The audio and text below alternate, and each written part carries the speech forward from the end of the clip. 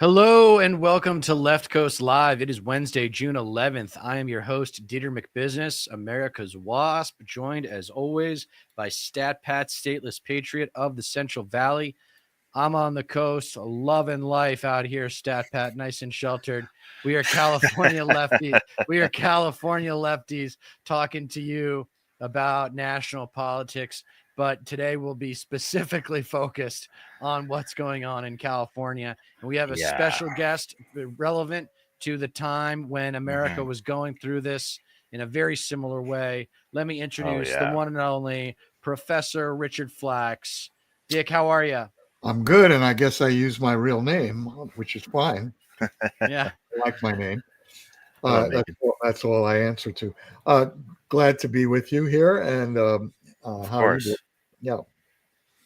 So, Dick, why don't we open up with just a little bit about you, and if maybe we should I'll just open this with a question. Do you see like with your experience with this kind of thing that happened in the 60s, are you having flashbacks to the 60s right now? Actually, I prefer not to have too many flashbacks. Well, because you can get stuck there, and we can get into that a bit. But you're referencing the fact that I was one of a group of about 50, 60 folks who gathered in Port Huron, Michigan in June of 62. It's exactly 60 years ago that we did this, I'm realizing. We at Port Huron formed an organization called Students for a Democratic Society. It became, after a couple of years, the national central organization for white student leftists. I say white because there was the Student Nonviolent Coordinating Committee, which was the leading Black civil rights student organization. We were allied with them through much of that decade. Anyway, SDS has the distinction in history, among other things, of having organized the first national protests against the war in Vietnam. And that was actually in 1965. It's more than 60 years. It's 63 years since Port Huron. Right. And 65 is when we organized the March on Washington in April of 65. That was the first national protest against that war. And SDS was one of the leading forces during the rest of the time, up to the end of the 60s when SDS fell apart. And I was active in the leadership of SDS, although I became a professor at the University of Chicago, sociology. Once I was a professor, I kind of backed away from being a student leader. It made sense to do that. Right. But continued to have a very close relationship with the SDS folks. I moved to Chicago, and so did they by coincidence. The office was there a couple of blocks from where I lived. So I had a lot of role in that in those days, what we call the New Left. I've spent a lot of my time as a writer, as a sociologist, understanding social movements, if I can, trying to understand the history that I've just alluded to, where it came from and what came of it. I'm a social psychologist by training, and so one of my interests all along has been what enables people or compels them to become politically involved. What's the consequence of participation in a student movement later in your life? I wrote a whole book called Beyond the Barricades on that subject. We studied a group of people who were leaders in the student protests here at UC Santa Barbara, where I arrived in 1969. They were indicted, the people we studied, for burning the Bank of America. None of them were convicted after a very long trial, but we studied them 10 and 20 years later, followed their lives over that long period. And that was a kind of vehicle, that book, for exploring what happened after the 60s to a lot of the social activism that characterized the 60s. And the storyline in the media was people who burned banks became bankers. We didn't think that was true at all, and we kind of proved that in our research. There was a lot that flowed from the 60s. That's why I say I don't have a lot of flashback, because much of what we think of as key to social change, the women's movement, the environmental movement, the gay movement, and a lot of anti-war activism, and the whole movement into the Democratic Party of progressives, the rise of new socialist organization. All that's not the 60s, but the 70s, 80s, 90s, down to the present. So I'm not one who just thinks, oh, that was the great time. It was a seedbed. It was a time of planting. But I think many things have sprouted, some of which turned sour, rotted away, or died, but a lot of which I continue to believe, I want to believe, I think I can claim, continues to be key to the future as well as the present. So that's my little self. I was a sociology professor at UCSB for about 50 years, retired in 2006. I've been very active in this Santa Barbara community as a community leader on local issues, lately a lot on housing issues. And we wrote a whole book, my wife and I, called Making History, Making Blintzes, which is a memoir of our political and personal life in the left. I recommend it because I would love people to buy it, but more importantly to read it. It, I think, gives some good historical recollection and reflection on these times that I just referred to. I'm putting a link in the chat, and I'll put a link in the description too. Yeah. So you were basically there from the beginning, like the initial wave of anti-war protests regarding Vietnam and what have you. Yes. And so you were literally like studying sociology at that point as well. That was what you majored in, correct? I was very lucky to be able to be in a field like sociology where I could study the very thing that I was. No, of course. And I, that was an interesting struggle to maintain what we might call objectivity, but I think people have gotten something from the work that I've done as a sociologist, as well as I hope. I think a lot of people could, especially people who are interested in politics generally, can learn a lot from the field of sociology. It tends to be overlooked in my experience. Just being a politics nerd, for lack of a better term, it's a very useful field in terms of understanding a lot of the way that society works generally and how politics affects a lot of society. Are you a Marshall McLuhan fan, Dick? I wouldn't say I was a fan. I mean, I think he was the pioneer in foregrounding the media as a framework of influence, not just what was on the media, but the very nature of the media. And that's been a very, powerfully influential point of view ever since. It's a fascinating thing to foreground. And it's hard now not to think in a Marshall McLuhanish way, right?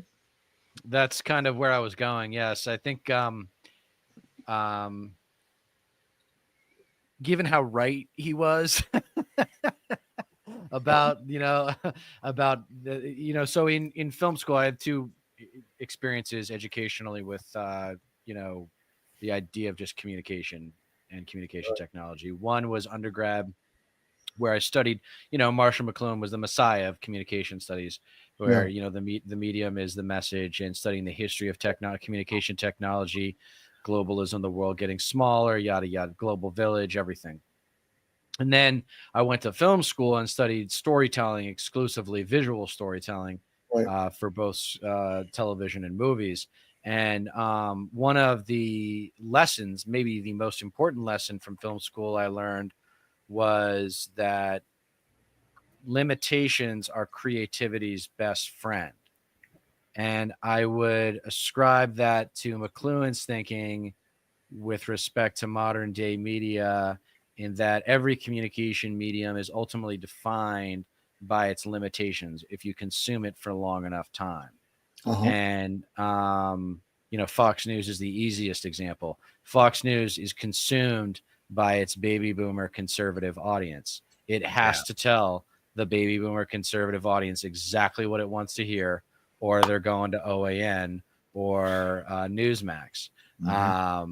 And so, I always thought that should have been an add-on to my field of study, because it was very closely related to sociology. I think I took a couple sociology classes that were relevant, that added to my major. It was one of those majors where you could have like an umbrella of different courses. Social psychology was one of the most important ones that I took, and it's super relevant to what's going down in Los Angeles right now. So let's talk about it. StatPat, do you have any updates for us on what's going on in LA? I mean, I think it was calmed down for a little while and then fired back up, but I don't know. I haven't checked in a minute.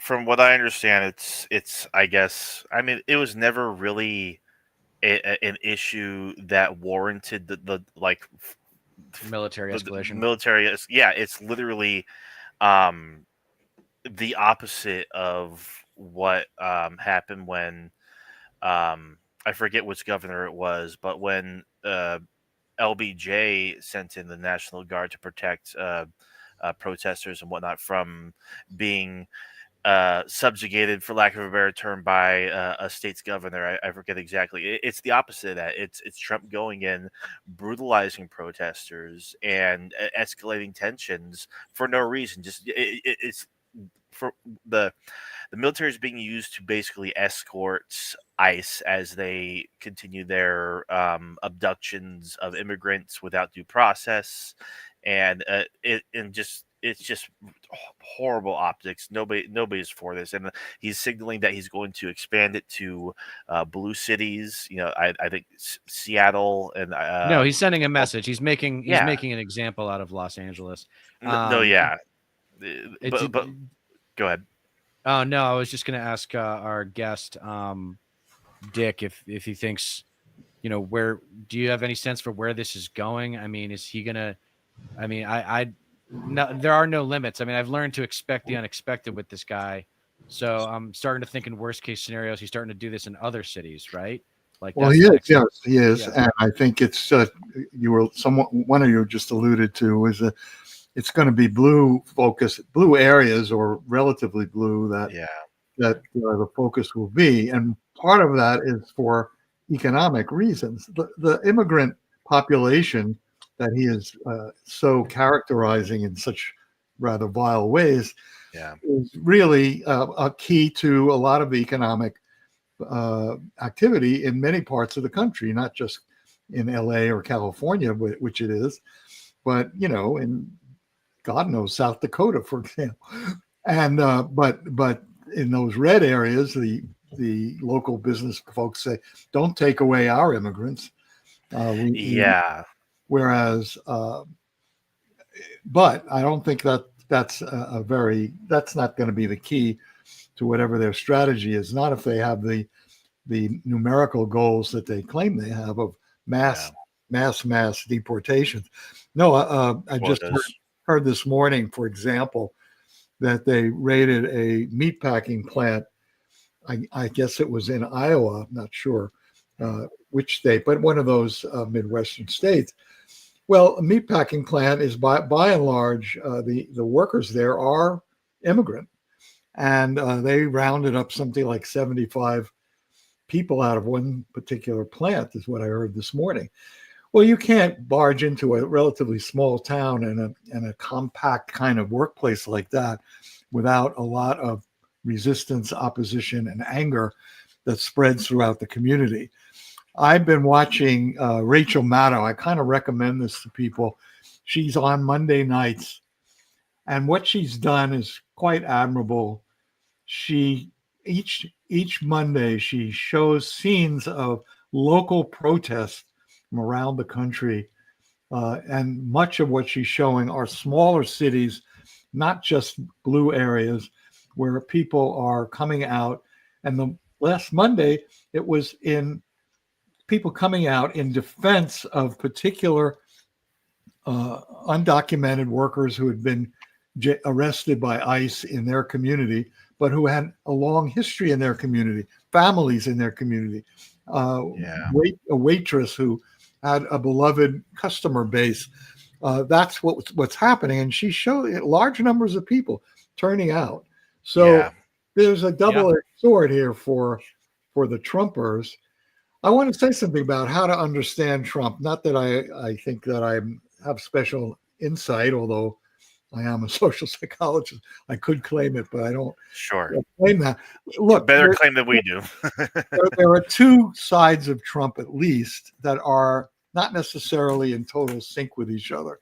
Side one is this guy is a long-standing, well-seasoned criminal. He's a fraudster. He's a con man. And he has brilliantly come back into office to milk the office financially. Why, in any other moment in history, this would be headline news every single day.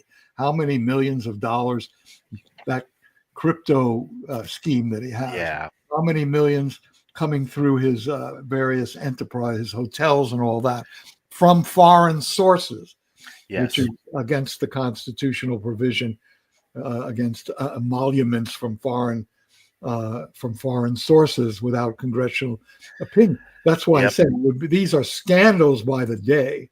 Well, that's one, if that's his motive, and that is one side of him, and it's that motive is kind of coupled with another personal aggrandizing characteristic of Trump, which is so evident. He is in love with the power itself to have an impact, have an effect on other people, as many as possible. Yes. I think, why does he love tariffs? Because he's figured out, or someone helped him figure out, that the president has the unilateral power to jack around the tariffs. And every time he does it, it's causing havoc for large numbers of people in America as well as around the world. Yeah. The danger there, from his aggrandizing point of view, of course, it could affect the markets, the bond market, and so forth.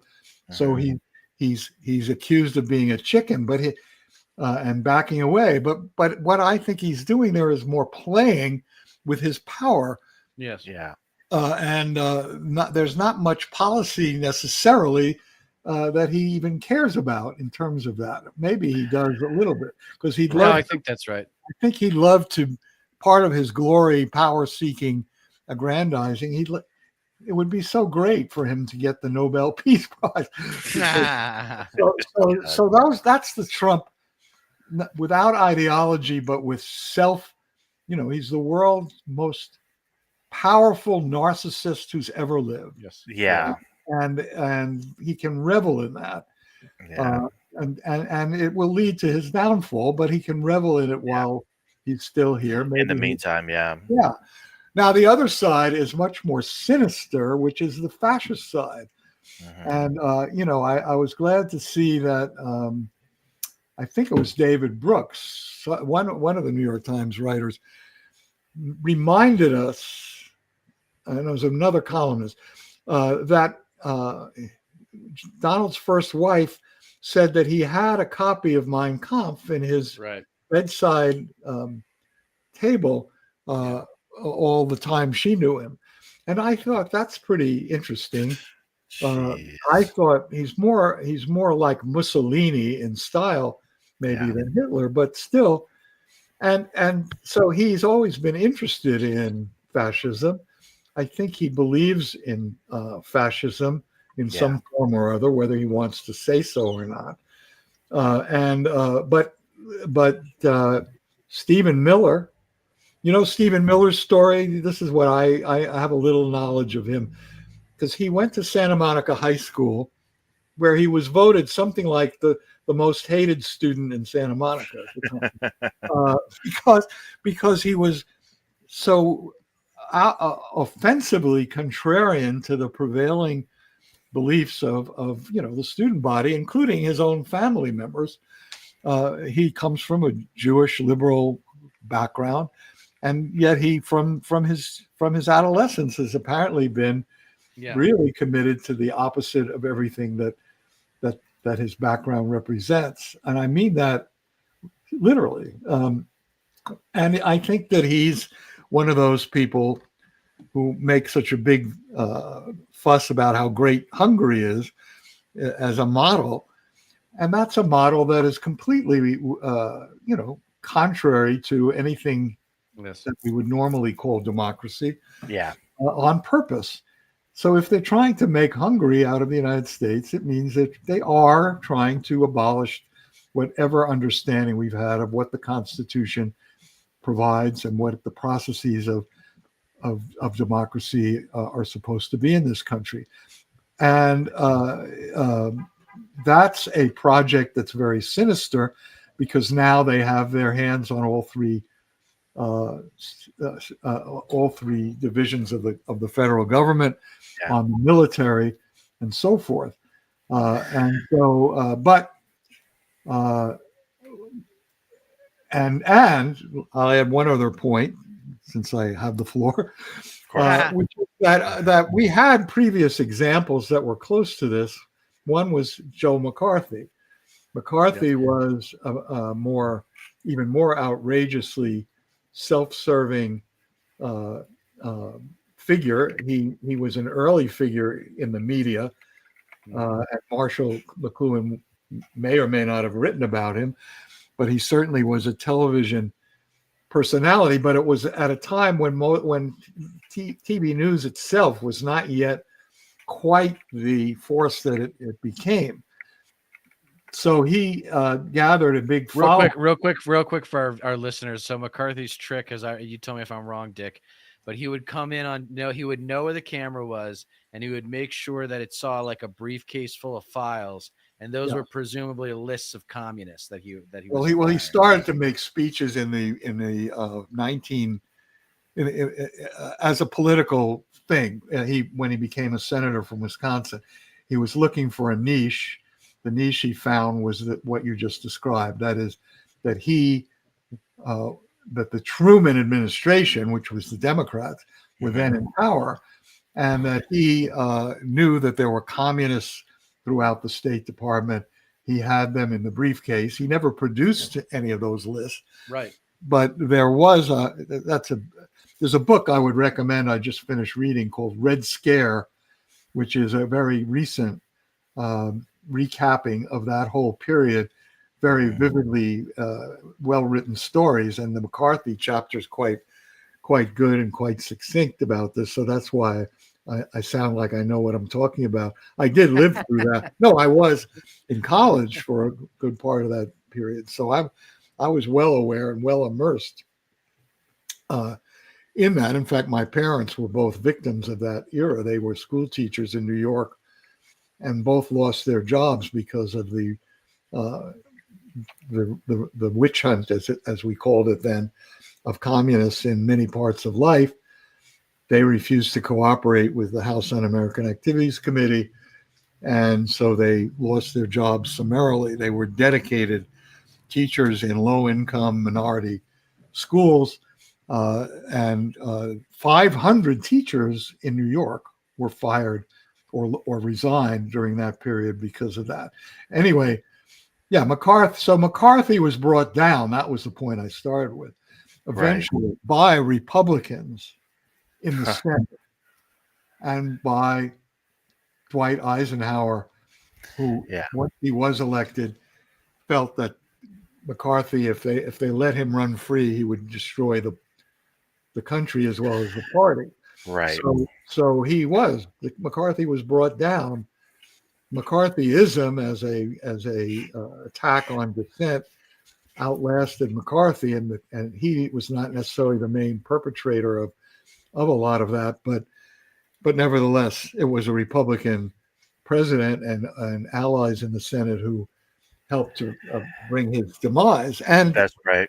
the same with Nixon and Watergate. What Nixon was Yeah, trying in Watergate that's was right. really very subversive of constitutional rights. He had a private gang of people who were interested in, for example, invading the psychiatrist office of Daniel Ellsberg, who had taken the Pentagon Papers. He was a Defense Department uh, figure who took the Pentagon Papers that revealed so much that was wrong with the Vietnam War.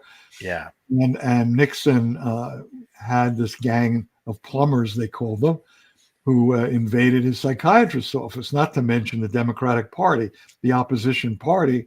Right. He had invaded their office with these plumbers. And again, it was Republicans on the Senate Investigating Committee of Watergate that helped to bring him down and that supported his impeachment. He resigned before he was actually convicted. Right. That's right. Yeah. Back then, it really goes to show just how much more integrity and foresight the Republican Party had. They saw that, like, okay, McCarthy's going too far with this anti-communist crusade, getting too many innocent people wrapped up in it, and of course, with Nixon, like we're a party of law and order. We're not supposed to get wrapped up in this sort of thing.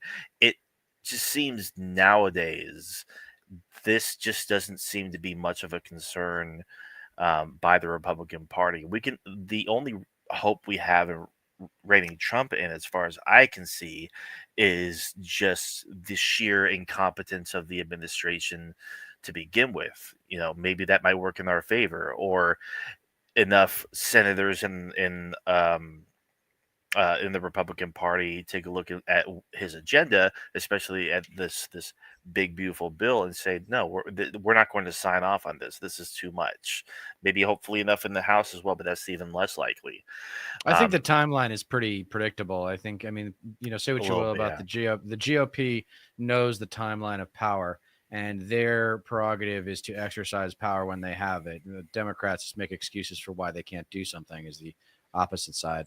But the Stephen Miller and Barrett and those people who we know about who are very ideological and surrounding Trump, their hope is not just to use the power when they have it. They want to abolish the capacity of people to oppose them. Yes. That's part of why the troops are sent to LA. It isn't simply about immigration at all. It's about we have the power to send the military in whenever there's protests. We'd love to be able to condemn any protest. Correct. Any mass assembly. Even if they have to totally manufacture one and exacerbate something because this wouldn't have even really happened if ICE wasn't going into these neighborhoods and just snatching people up without basically disappearing people without due process. People who there was a poll, at least one, after the election about what people, or maybe it was before the election even, but that's even more importantly is the case. It was before the election. And it asked people of the following possible promises of Trump, which do you think that he would deliver on? And many of the things that they have actually done in office, the majority of people, including people who voted for him, thought he would not actually do. I think that's an important part of what's been happening since. Right. You can call it bumbling, but they say, what the Trumpers say is, look, we told you what we're going to do, and now we're doing it. We're fulfilling our promises. Well, Project 2025 didn't expect that. Yeah, and everybody opposed to him, like us, for months on end. Even though I didn't see, him getting reelected as dangerous of as much of a possibility as in recent elections. Right. And so when he actually ended up winning. It's just like I can't stress enough how bad things are going to get, because he's going to be emboldened. He's going to be surrounded by nothing but yes men, unlike his first term. He's going to have an obscene amount of power with no checks, because the Supreme Court is aligned with him. He's smart enough to not put people in his cabinet that will tell him no and that will have a leash on him. And so it's just a terrifying time that we're in. I wanted to get to a few of the chats here, because earlier we were talking about how when it comes to ICE and them raiding these places of work, and especially food processing and agriculture and what have you. Nate chimed in and said it was Omaha, Nebraska, that the meatpacking plant was Okay. raided, and he also says Trump has had a showing of Les Miserables. I forget how you fucking pronounce that tonight. If you can imagine the irony of that. Yes. And yeah, and not to mention, the Republican Party, they love Orban. That's why they're so obsessed with Hungary and whatnot, and not to mention because you made a great point. They're When it comes to ICE being sent into red states, for example, they're going to expect resistance more so than in blue states, because they're red states, and so if you have an immigrant workforce and you're relatively pro-Trump, and like you're essentially on his good side, so as long as you serve him and have demonstrated that you believe in MAGA and you're behind the MAGA movement and you serve him and whatnot, they're not going to fuck with you, because like you need these immigrants, illegal or otherwise, to maintain your business. And so it's easier to go after blue states when, well, these states don't support me anyway because they didn't vote my way.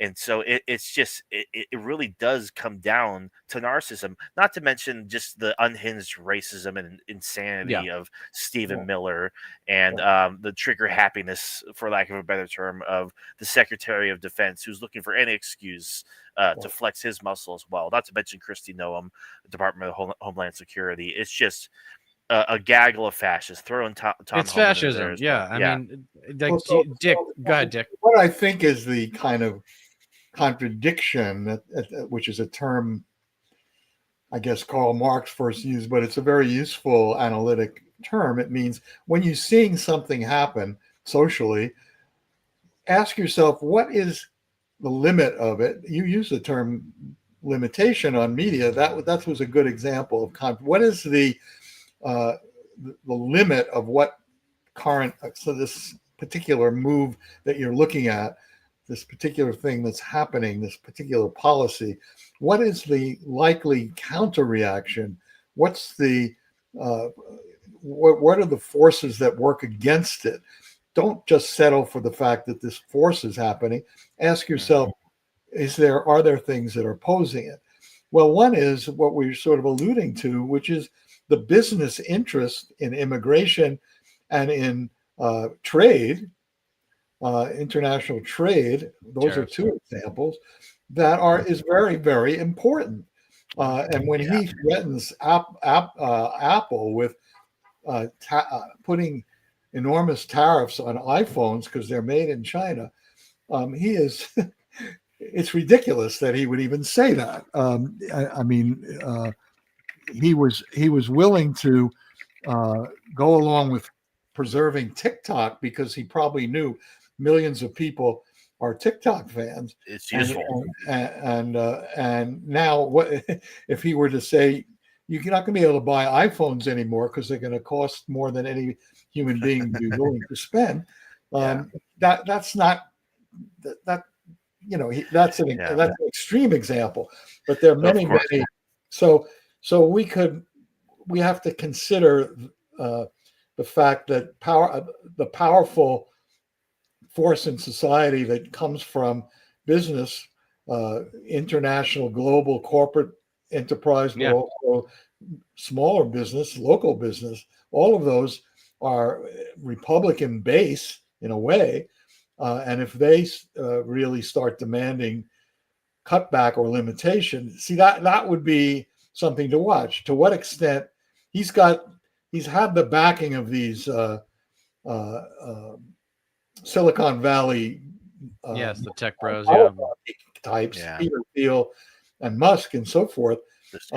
Frighteningly, Zuckerberg, for example, and maybe Bezos, they're sitting next to him. How long is that going to go on? But they are not the only corporate players in this. And I'm not saying we should depend on them, but that's a contradiction to what he's trying to do. Another that's very odd for me to bring up, because I've been a target of the FBI in my life, seriously. But now I actually think that the wreckage that is undoubtedly happening because of the people he's appointed to run the FBI and the people that they have fired is bound to be, it's not possible for the FBI rank and file agents and so forth to simply comply with what is going on. People forget now that the FBI agent force is not what it was under J. Edgar Hoover, which was an all-white male, blue-suited group. It's a 40% are women or people of color. 40% of the FBI. That's right. And each of the agencies that they have assaulted with such brute force contain people with some power and capacity to figure out ways of resistance. I may eat these words a year from now, but I think that these are things that we ought to pay attention to. And I haven't mentioned the courts because they are we don't know what the full effect of all these lawsuits are going to be. I wouldn't bet completely that the Supreme Court is in Trump's pocket. He's already been upset. Did you notice that he attacked, what's his name? Leo, the head of the Federalist Society. He bitterly, this guy who has enabled Trump to appoint all these right-wing justices. Yeah. Why? Well, because they're ruling against him. Yes, that's right. Well, that's maybe significant in terms of what is happening. It means that the Constitution still has some force, that the legitimacy of the judiciary is something that they want to protect. But I'm not saying I'm confident of this at all. I'm just saying it's a possibility. And finally, there's what the public opinion polls and special elections are indicating, which is the majority of people are not with Trump in any part of what he is trying to do. The polls are pretty strong about this. So there was an election yesterday in Oklahoma, special election. It was a bluish district in Oklahoma that was carried by Harris. She carried it by 19 points, so it's a pretty blue district. The special election candidate, I think it was for state legislature, or maybe it was a congressional seat. That candidate won the election by 60. They got 69% of the vote. They got 50% more. So that indicates it indicates, first of all, that some Trump voters probably voted for this candidate, Democrat, but also that a lot of the Trumpers were staying home. And that makes sense if they are disillusioned or unhappy with the direction that the actual Trump administration has taken. I've talked too much. No, it's all good. I'm looking up what you're talking about. Was it the Alicia Haynes? Is that Timmons?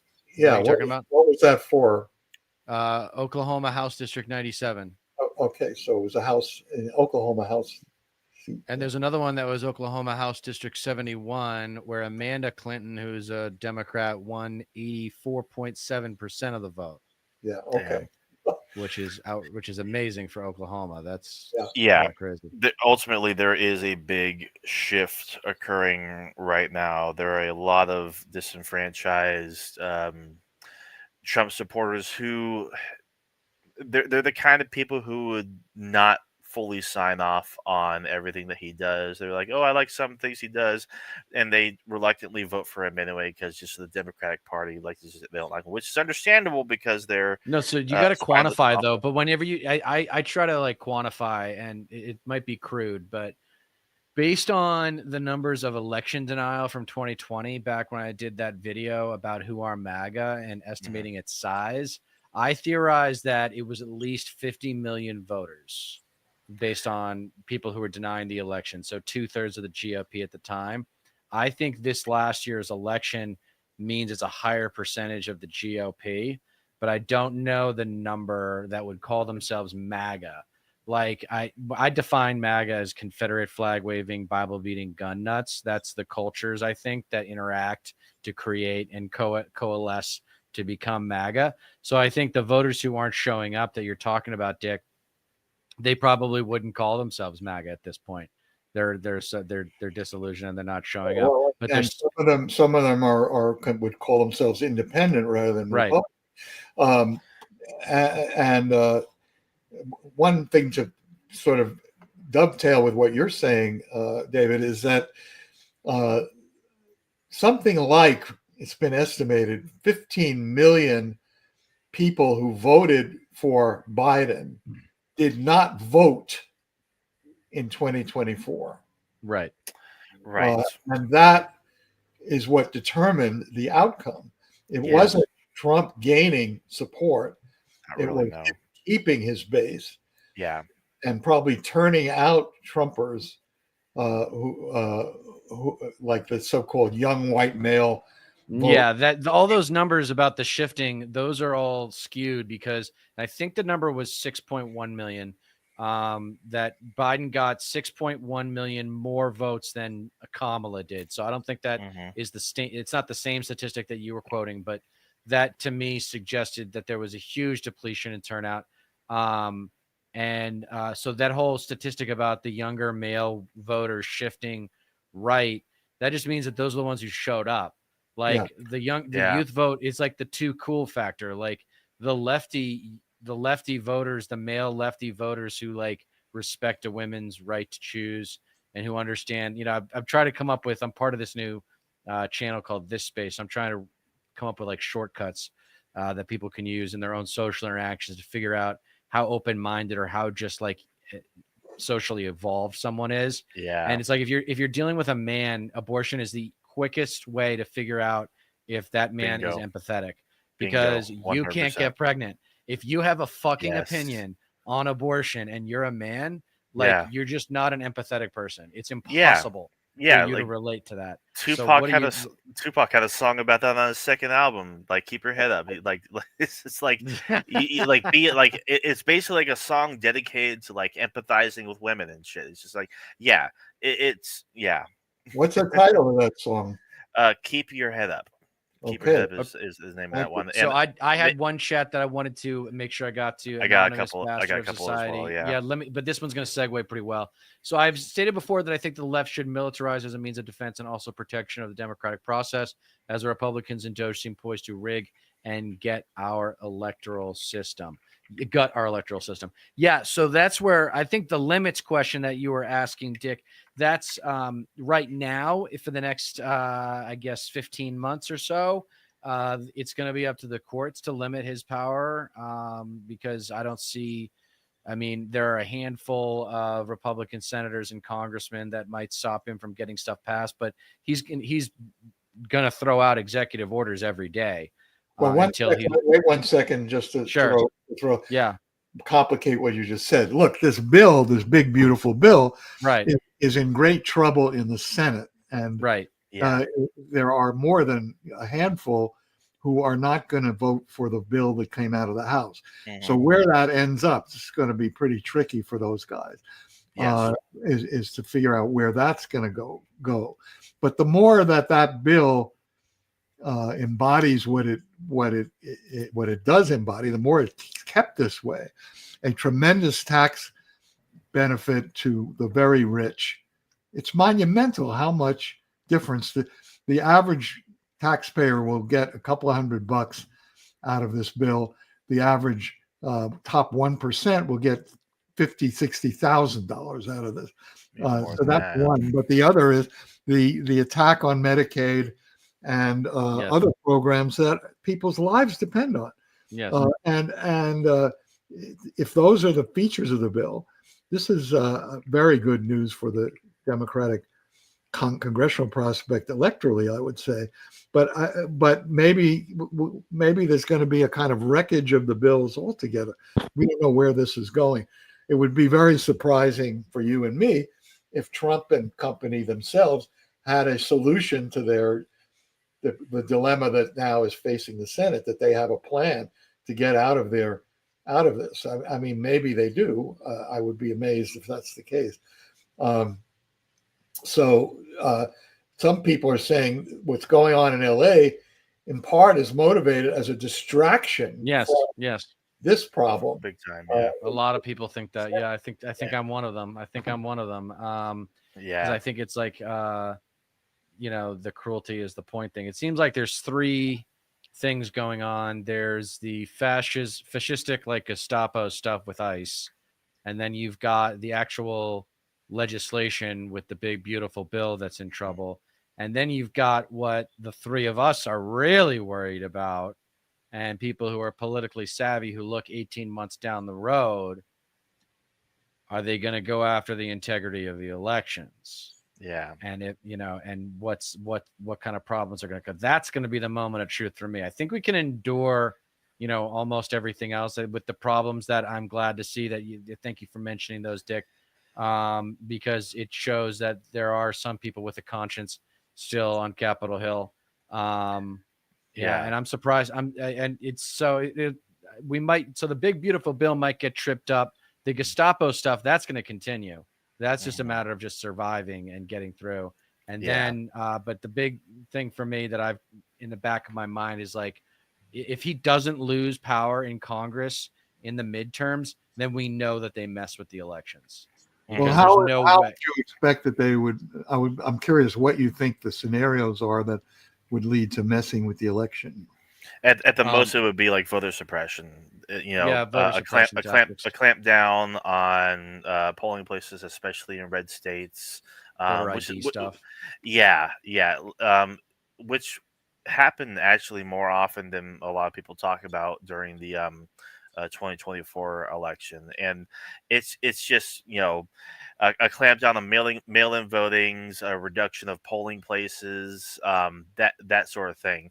A lot of people like to point to it just to touch on what Dita was just saying about distractions. A lot of what Trump is doing is also distracting from the fact that like him and Elon had a pretty ugly falling out, and Elon basically coming out and saying the reason that he won't release the Epstein files is because Trump is in them, which was just like this, like it's probably true. Yeah, and now Elon Musk is his spine disappeared and he's walking it all back and asking for forgiveness. It's just pathetic.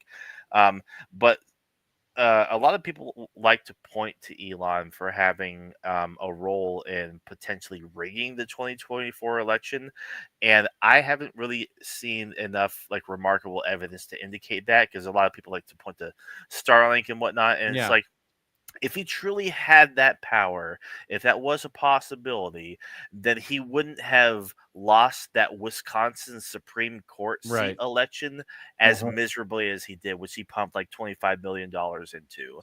And I think that's one of the straws that broke the camel's back when it came to his good graces within the Republican Party.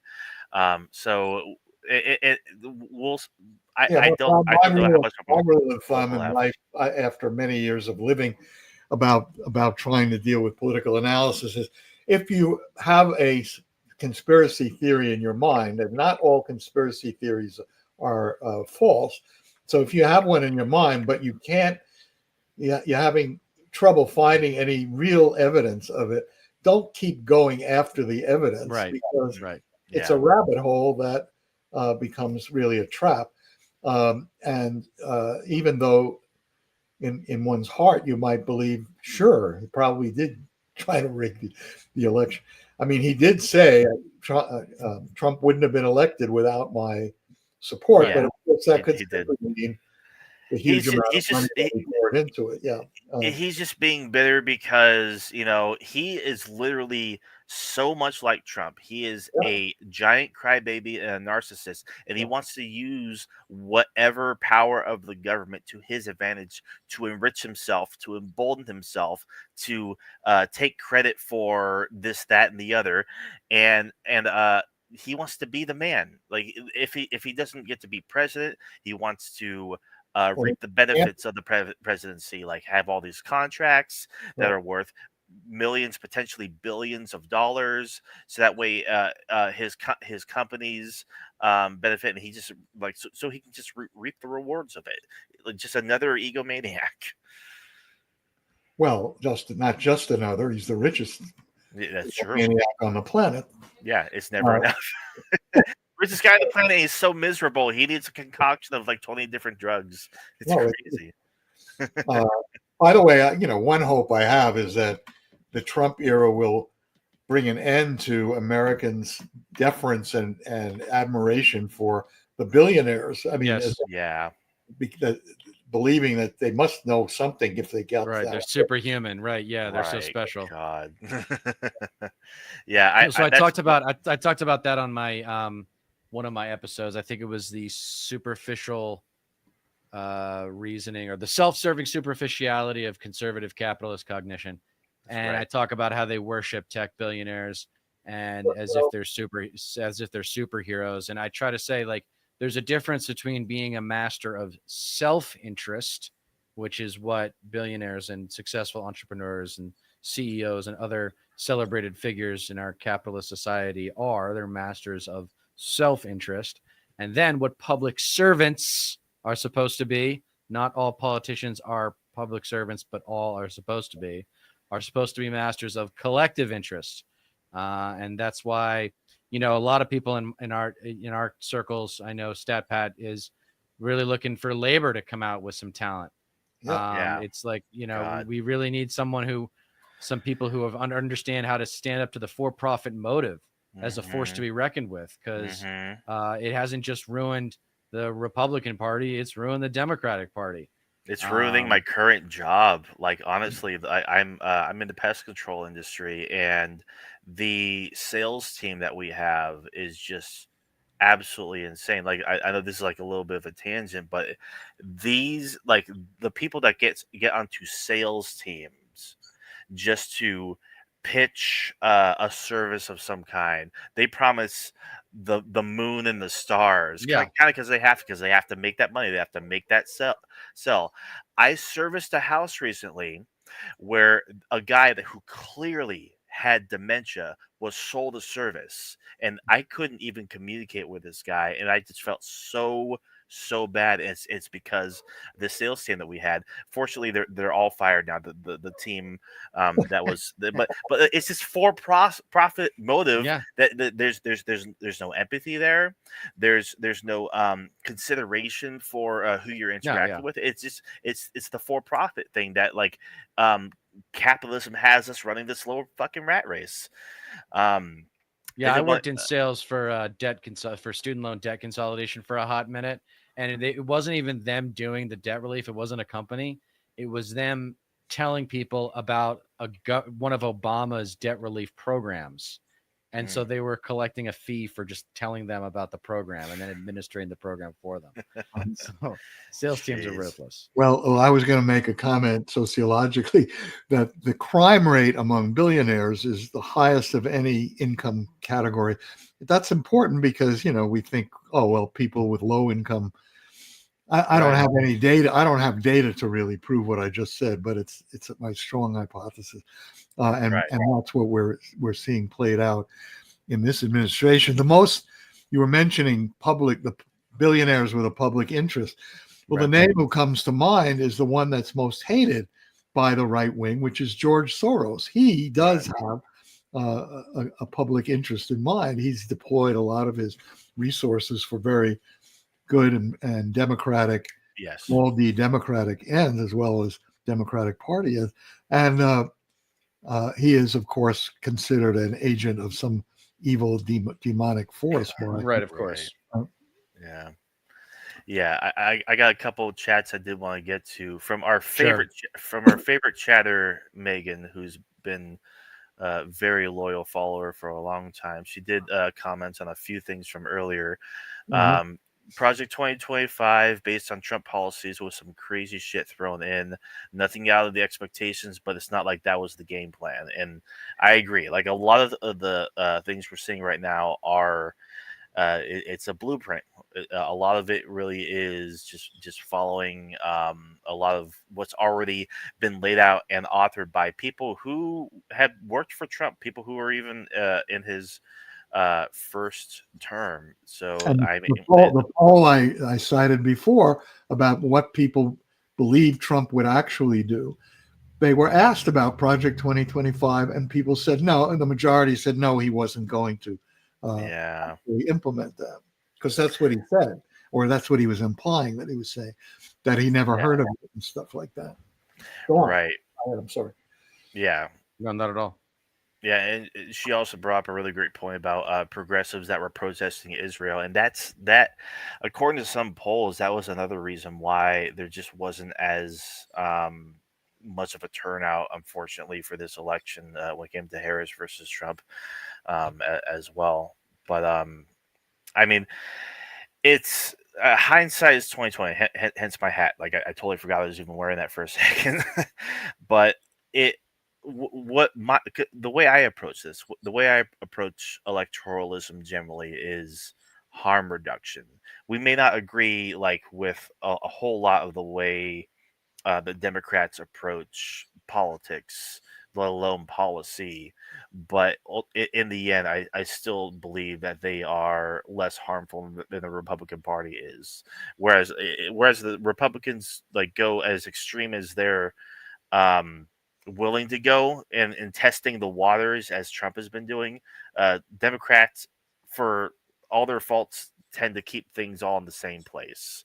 Nothing that much better, but nothing that much worse. But that's why I think the secret sauce electorally is primaries, is getting younger voters to vote. Think about voting twice. You vote twice in even years, guys. Okay. And that's like, I think millennials, which by the way, in terms of generations, are the only ones that are trending in the left direction, are going to show up in just greater numbers. Baby boomers are dying. The pendulum's going to swing back the other way, assuming that the integrity of the elections are maintained. It's just a question of how far it's going to swing back the other way. Because if it's Gavin Newsom that's riding that pendulum, then my hopes and dreams are going to have to be delayed by another decade of incompetence. Dick, what else? What else you want to talk about, Dick? What's on your mind? Well, it's what you just said prompted me to say some things that Great. kind of playing off what you're saying. First of all, I'm as old as I'm fucking old, so I can say it. I'm 87 years old now, which I would never believe was possible, and I'm in good shape. My brain's working beautifully. So I, on one hand, don't like the way in which it is assumed that once you're a certain age and you have trouble walking, that you're no longer intellectually competent. I don't like that formulation, but it is absolutely clear to me that there's a large number of young, rising people that are outstanding prospects for leadership in their communities, in the state, and in the nation, that need the older folk who now run the Democratic Party nationally have to get out of that way. Did you see the so we talked about it on Monday night. Did you hear about the audio leak with Ken Martin and David Hogg? Ken Martin is the chair of the DNC. Yeah, so David Hogg was the vice. Not sure I did. David Hogg was vice chair and trying to raise money to primary people. Yeah. And so Ken Martin, long story short, Ken Martin spends a minute like just pussyfooting around the point, finally makes the point, which is basically, you cut my legs out from underneath me. I'm trying to make a name for myself and accumulate power within this institution, and you cut my legs out from underneath me. And then he starts crying. Then he starts crying, like, yeah. He starts crying. It's like, Yeah. Gene, it's on you. I'm like, oh my God. Yeah. You could not have picked a worse person leader to be the face of this party. of the DNC. I mean, it's like, yeah. so that's I was talking about it on my on this space earlier today, the double-edged sword of equality. Which, because the left is obsessed with equality, and I want an equal opportunity society. It's my dream, right? Yeah. Equal opportunity society, because some people do work harder than others, yada, yada, yada. We all want healthcare. We all want right to a home, right Bingo. To, it's a decent, safe living space and all that stuff. But the establishment left, the enlightened, quote, centrists, they are obsessed with the method by which we achieve success. And it's actually the left's narcissism, where they think that equality is the way to political victory. And that's not actually true. Like, diversity is great. I'm all for a diverse portfolio of political athletes. That's great. But they all have to be athletes. They all have to be competitors. Give me politicians with a chip on their shoulder and something to prove. Like, there's, the young and hungry athlete is going to work harder than the established person who's been, saying all the right things for 20 years. And it's what the country wants, generational change. Like, actually, so Dick, you're actually silent generation because you're older than my dad, and my dad is silent generation. So you're off the hook. So, because you're in the clear. I was born before the baby boom. Hell yeah. Yeah. So you're silent generation. You guys are off the hook. It's really the baby boomer generation, man. Their generation of conservatives who were sociopathic, and the liberals who are too weak to stop the sociopaths from coming to power. That's the story. I'll make a professional comment. And I've written a lot about generational issues, but I don't think you can't talk about a single characteristic of a generation. Each generation, quote unquote, that we label has multiple different strands within it. And that, of course. And no, well, it's often forgotten. But the thing about all I'm trying to get across now is that there is you take a look at this New York mayor's race. There's a young guy, Mamdani, who came out. I mean, no one had heard of him. He's now second in the rank ordering of candidates in the polls. But it's between Cuomo, who is totally discredited as a human being, let alone a politician, but whose name recognition and whose safeness, I guess, gives him an edge in a campaign where probably most New Yorkers haven't been paying that much attention anyway. But the thing about Mamdani, in relation to what you were saying before, he seems to have thrilled a lot of the younger voters throughout the city. There's a lot of grassroots campaigning for him, and it may be a big surprise that he comes in as the lead candidate. I put it that way because they have this rank order voting now. Ranked choice voting, that's right. Ranked choice voting, yep. That will actually play out when push comes to shove. I have faith. We're definitely, we're hoping he pulls off the upset. Absolutely. Yeah, that'd be great. That would be a great telltale sign. I mean, this is, it's a reactionary voting public. Like, we got Jimmy Carter because we had Dick Nixon, right? Like, it's, people are going to want the opposite of Trump. I think when all is said and done, they just want people who are, that's just my only concern. My biggest concern is that MAGA long-term will only be an intellectual verdict on the alt-right, not conservatism as a whole. And that's the title of our episode here, The Devolution of Reaganism into Trumpism. For those you tell me if you disagree, Dick, because you know more about the history of American politics than I do. I believe that what we live in now, this fascism that we're experiencing, right? This MAGA fascism is a natural result of conservative capitalism devolving over time since really the economics of it started in 1980. Well, I have I don't disagree with what you just said, but let's add something to that I guess this is my function here, is to complicate or add to context. Well, the context is this. Go back in history, and we realize there were people who slaughtered the Indians. Sure. There were people who actually enslaved other people and were happy to go out in lynch mobs and celebrate the lynching and distribute postcard photographs of the lynching. And yes. so in and other take words, dates to the lynching. We have this dark tradition that can't be, we should not keep overlooking it. We should face it. That part of the American story is that part of our population that is white supremacist. Yes. And that has lived that in one way or another, and who feels threatened and angry when that seems to be going away or being challenged. And Trump, in that sense, MAGA is a continuation of this long history. Well, Father Coughlin was a Catholic priest. This is back to the Marshall McLuhan thing we started with. The radio in the early 30s was the big media breakthrough.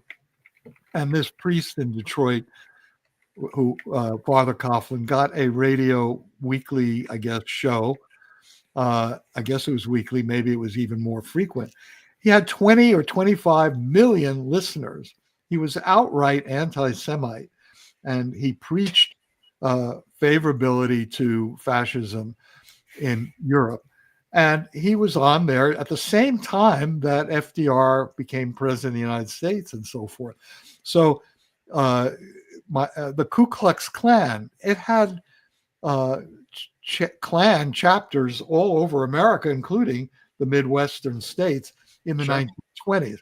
So we have a history of very active white supremacist and racist politics that Trump brilliantly has figured out how to play with and make use of in ways that again have to do with his media persona and what that meant to people who, when he announced that he ran for president and stuff like that, brought him that kind of influence, I guess. And so that's part of the context that I would say. So what is it in late capitalism, as you put it, or what did you say, declining capitalism? It's late stage capitalism, Same thing, but I define it as baby boomer conservative capitalism is what I would actually define. Well, it's about globalization and its painful effects within this country that neither party was able to face or address. That's part of what has come back to affect the electorate, like the electoral base of the Democrats. And it's also on the good side, you might say, on our political side, the so to speak radicalization. The other effect of the precarious economy is the creation of precarious living conditions for a lot of young people, whether they've been to college or not, in this generation. That's the generation you alluded to. They are to the left of where the Democratic Party leadership is, and they were deliberately ignored in the Harris campaign. They were deliberately walked away from those people. And those, I know personally, people in their 20s who said, I'm just not going to vote this time. And it's okay, they said, because we're in California. She'll win California anyway. But that attitude was more pervasive. It wasn't just in blue areas, but it was strongly in blue areas among younger voters. So that's a good news, because I think there is room. Sanders shows this, and Warren shows this, and AOC shows huge crowds for AOC and Sanders a few weeks ago out there in red state areas. So I'm not. I think if we can get some of these people out of the way that we're talking about and let them realize, I retired because I thought younger people should be taking over, and because I could comfortably retire but they can comfortably retire. I'm looking for Schumer. Chuck Schumer could be a leader in changing the Democratic Party and therefore give him a great new legacy. How can he be a leader? He can step aside for the next race for Senate, let AOC run in his place. That would be so great. Yes. All right, send him a letter. Make that. Yeah, but I don't think. When is he up for re-election? I think it's soon. Next year, yeah. If I remember correctly, either next year or 2028. It might be 2028. One of those. Yeah, two. like, and that's the thing. She'll be quite ready for that by then. At least you, Professor, you have the you have the knowledge, the wherewithal, and the foresight to understand. Okay, it's time for me to step aside. Let the youth take my place. I wish a lot of Congress and Senate felt the same way, because we have representatives who are staying in their position basically until they die.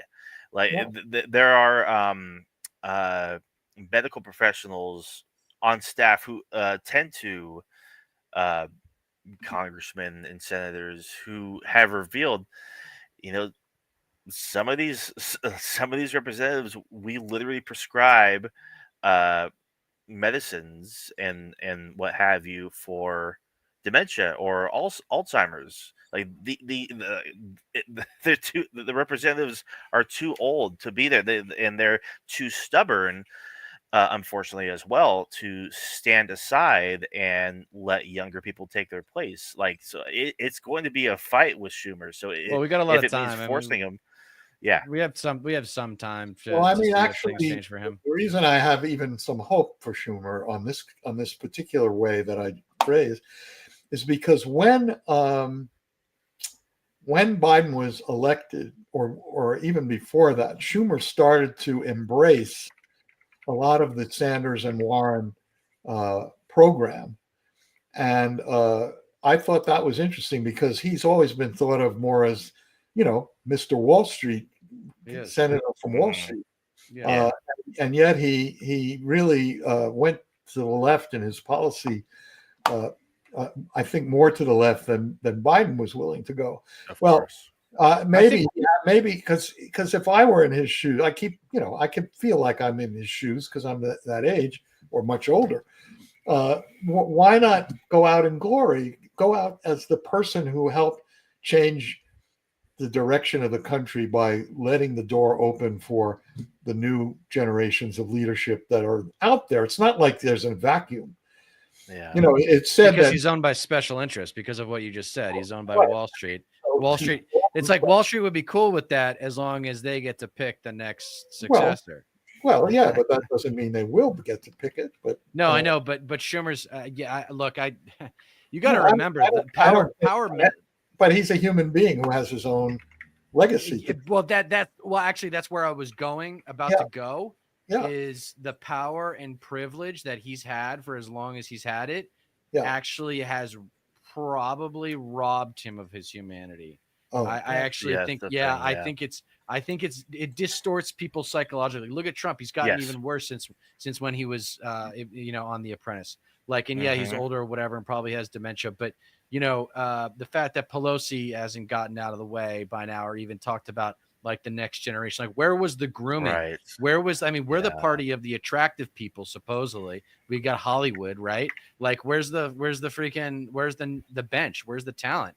And I think people got complacent after W because they were like, oh, wow, the Republican Party's so bad. It's never going to come back. It's never going to recover from those miserable 8 years. And then, Trump shows up in 2016 and proves us all wrong by pulling an inside straight, and probably wouldn't have happened without Comey. But I liken what's going on to America right now with an alcoholic or a drug addict going through a relapse. And our addiction is, in a general sense, greed. But to get specific and politically practical with the label of what I just said, it's baby boomer conservative capitalism.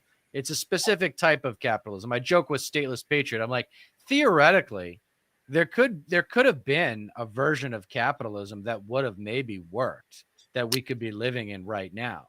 had we paid our bills and invested in education and, and it would have been under Bernie Sanders. Or someone even bigger than him, or Jerry Brown beats Bill Clinton in the primaries in 1992, and we're living in a completely different America. Yeah, that would have been great too. But I think if Dick, to my source of hope is that we're resilient as a nation. We do have a lot of tough areas, especially the leaders, these next generation leaders that we're talking about, I think are going to come from these areas, and it's going to be a kind of a blanket rejection of conservatism from now on. It's like, okay, we've been wrong since 1980 about the relationship between the government and the citizen. We had it right in the 100%. FDR years, and there's the political marketing thing that drives me nuts. Is we actually have a Reagan with FDR. Like, that's why Stat Pat and I talk about it all the time. That's the genius. That's the real genius. Imagine doing it for the first time. Imagine having to come up with the New Deal on your own. Right. And so we'll see the next generation of political stars happen. Like, I'd love to see Schumer have some grace and think about because when you die, your reputation becomes your legacy. Exactly. But he's not thinking I don't know if he's thinking like that. Well, I've lived my life by being sort of naive and hopeful, and so, but I don't actually think he's the key to everything. I just think that it would be but he could set an example. He could set an example, and that could be a domino effect, and other people would get out of the way too, and it'd be great. Well, anyway, we've had you for an hour and 15. I think we've had a ton of great content. Well, I've enjoyed this a lot. And is this then become a recording? Is it available? So it'll be posted. Yeah, it's already posted on. As soon as we're done recording, it's available on my channel. Let me know if you have any problems finding it, and I can send you a link to it. Send me a link because I didn't get a chance to send this link to people live, but I certainly would hope. In fact, I should say that I do a podcast, not a YouTube, but an audio. Right. Daraka Larimer Hall, who's one of our up and coming leaders in this community. He's former vice chair of the Democratic Party of California and a sociologist too. And it's called Talking Strategy, Making History. And it has probably a good deal of similarity to the kind of things you're trying to do here. And in terms of the issues, but so that's one thing. I also have a radio show for 40. This is the 43rd year. I'm entering the 43rd year of this show on KCSB here in Santa Barbara, California. If people are, it's called The Culture of Protest. It's a music show, political music more than anything else. It's about culture and social change, culture and social movements. And for example, this program tomorrow night, it's on Thursdays at 4 p.m. Pacific time at www.kcsb.org.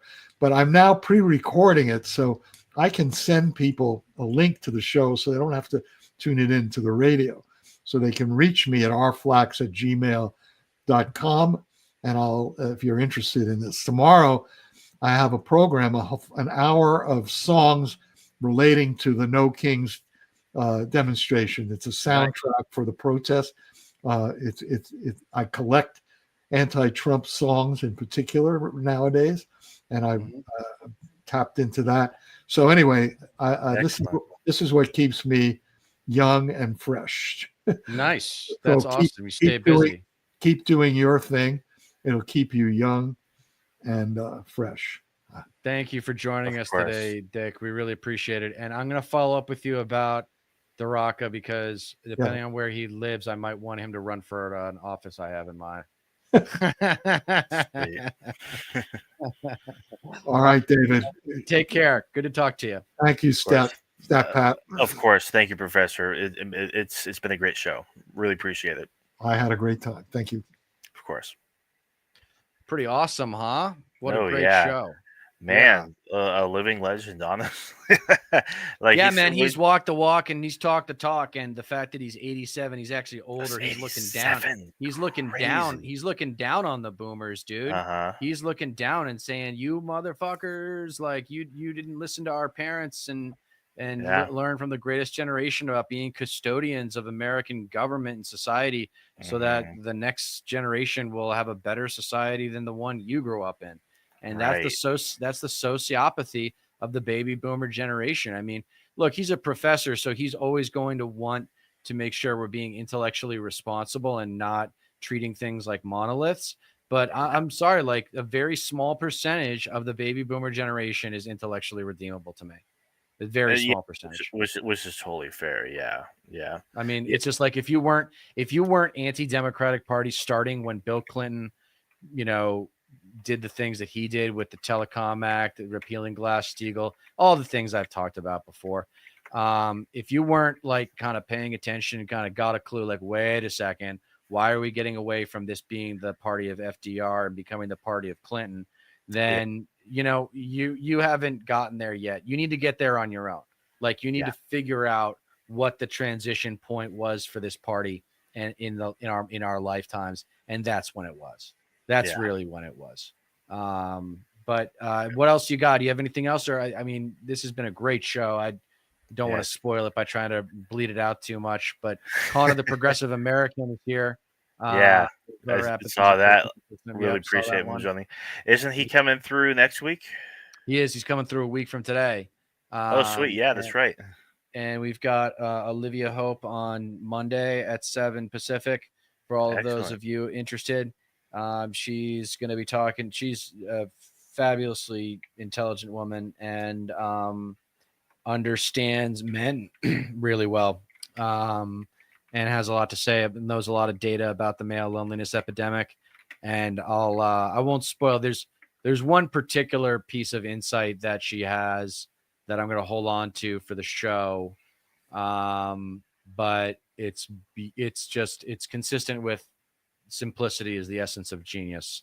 I'll leave it at that in terms of how to fix the male loneliness epidemic, which is something that doesn't get enough press. That's actually something I've wanted this podcast, this show, to expand a bit more on because it's such a pressing issue, and it's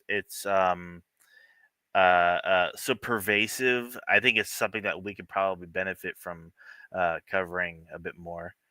Yeah, definitely, absolutely. I mean, I'm sure a lot of our audience is, lonely males. Yeah, of course. All right. Well, for Stat Pat, Stateless Patriot, I am Dieter McBusiness, American Wasp. We are reminding you that you don't get change in America by asking nicely. Thank you, everybody, for joining in. We'll see you Monday.